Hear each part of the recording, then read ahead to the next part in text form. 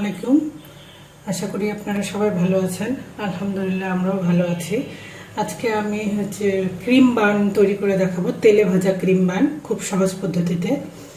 এখানে half cup কুসুম গরম পানি নিলাম, তার মধ্যে 1.5 চামচ ইস্ট,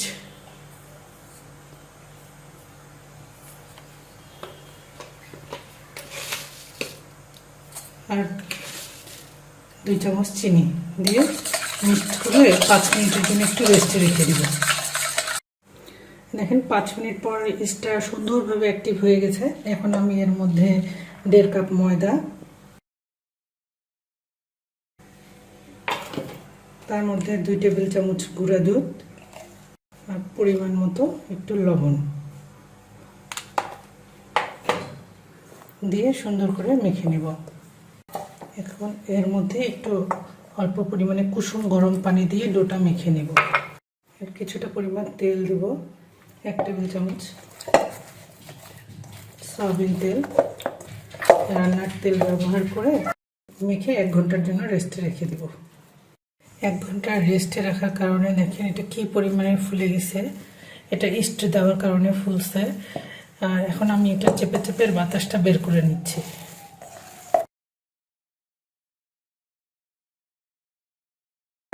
এখন আমি যে কয়েকটা বান তৈরি করব সেই কয়েকটা লিচি কেটে নেব।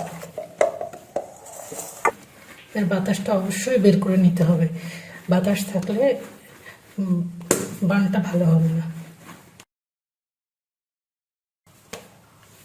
আমি চাকু দিয়ে লিচিগুলো কেটে নিই, এভাবে গোল করে নেব। দিয়ে তেলের মধ্যে একটু ময়দা ছিটিয়ে তাহলে পরে তুলতে সুবিধা হবে।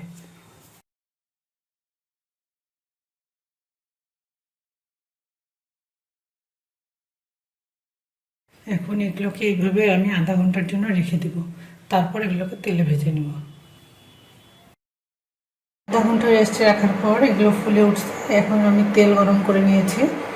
এখন এর মধ্যে আমি বানগুলো হালকা তেলে একটু ভেজে নেব। তেলটা থাকবে হালকা গরম।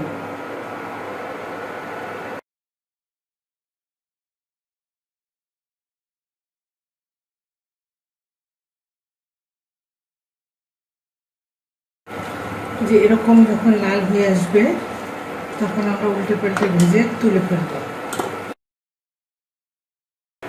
তারপর এখন এগুলোকে কাটবো। এই যে এখন আমার চাকু দিয়ে মাঝখান বরাবর একটু কেটে নিচ্ছি।